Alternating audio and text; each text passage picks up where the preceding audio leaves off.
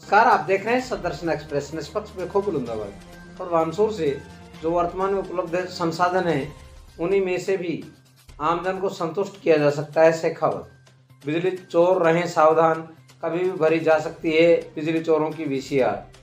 बानसूर विधानसभा से विधायक देवी सिंह शेखावत ने विधानसभा सत्र के बीच के दौरान ही उपखंड स्तरीय अधिकारियों की एक अति आवश्यक बैठक ली।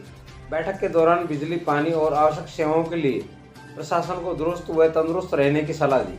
शेखावत ने कहा कि पूर्व की सरकार ने अग्रणी बनने की होड़ में आगे बढ़े राजस्थान को पिछड़े राजस्थान की ओर धकेलने का प्रयास किया है।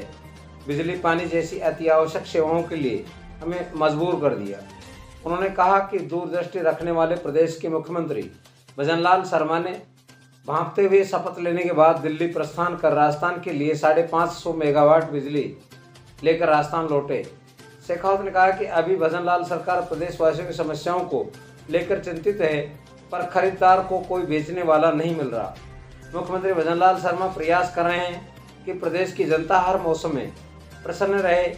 विधायक देवी सिंह शेखावत ने अधिकारियों को हिदायत एवं निर्देश देते हुए कहा कि आप बिजली की छीजत को रोकें और उपभोक्ताओं को परेशानी न हो, इसका प्रयास करें। वर्तमान परिस्थितियों में हमारे पास में जो संसाधन है उनसे ही आमदन को संतुष्ट रख सकते हैं।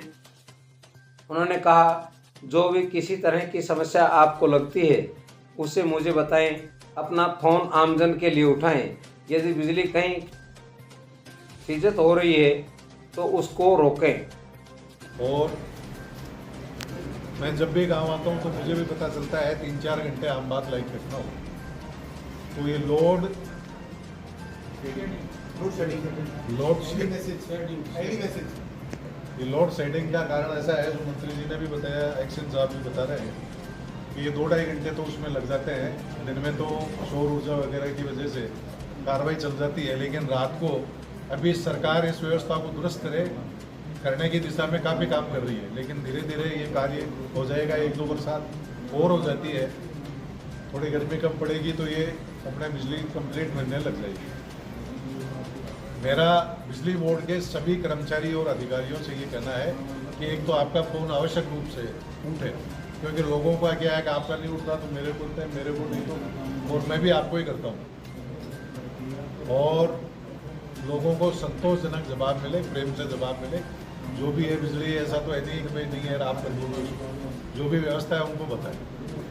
दूसरे, पानी की जो व्यवस्था है इसमें आप देखें कि ये टैंकर बंद हो गए, लेकिन फिर भी कई जगह पानी अगर आवश्यक है तो उस हिसाब से आप एसडीएम साहब से बात करके इस व्यवस्था को जारी रख सकते हैं, ठीक है। और ऐसा नहीं 5-10 हज़ार, 2,000, 9,000 के लिए कोई काम नहीं अटकना चाहिए। ये आप व्यवस्था रखो यार, एक्शन स्तर के अधिकारी हो, टारगेट देते हैं, उनका मौका स्वयं करें और फ़ोन उठाएं, लोगों की शिकायतें सुने और उनको पूरी करें। भीड़ से ये है कहना, कई गाँवों में कई जगह पानी भर जाता है।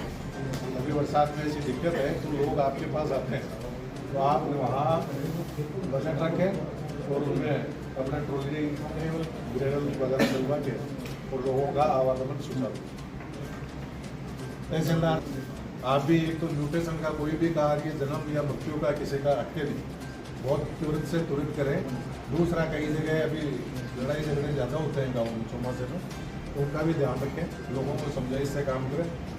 और जितने भी अपने पटवारी, कई जगह कंटिन्यू कई कर्मचारियों की जो शिकायत आ रही है उनको 16 सीसी 17 सीसी अगर 1 बार 2 बार आती है तो उनकी कार्रवाई करें, ठीक है। ट्रांसफ़र करना पड़े ट्रांसफ़र करें, या फिर और बड़ी कार्रवाई करनी पार्टी करें, ठीक है ना।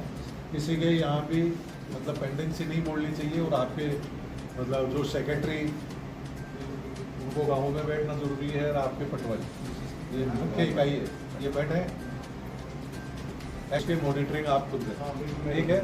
और ये कर दो, जो भी आदमी जहाँ जाए उसके फ़ोटो खींच के भेजे, टाइम पे, ठीक है। और आप सब लोग एएन और जेईएन क्षेत्र का और एक्सएन साहब के नंबर, इसमें अखबार में आपसे भाई पत्रकार बंधु हो, आप छाप दो कि क्षेत्र का कौन एक्सएन जेईएन है, तो ऐसी समस्या आती है तो वो आपसे बात करें, ठीक है। और अगर कहीं काम होने के कारण बिजली कटती है तो उसकी सूचना प्रॉपर आप अखबार के माध्यम से, फिर भी जैसे ये दिन की कटती है कई बार, तो इसकी सूचना रहनी चाहिए लोग।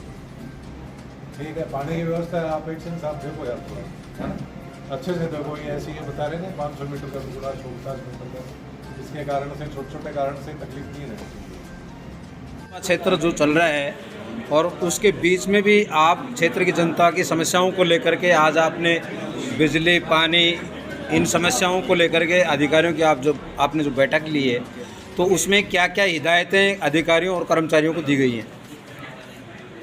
आज बिजली और पानी को लेकर विशेष रिव्यू मीटिंग आज हमारे यहाँ तहसील उपखंड मुख्यालय और पंचायत समिति सभागार में हमने की है।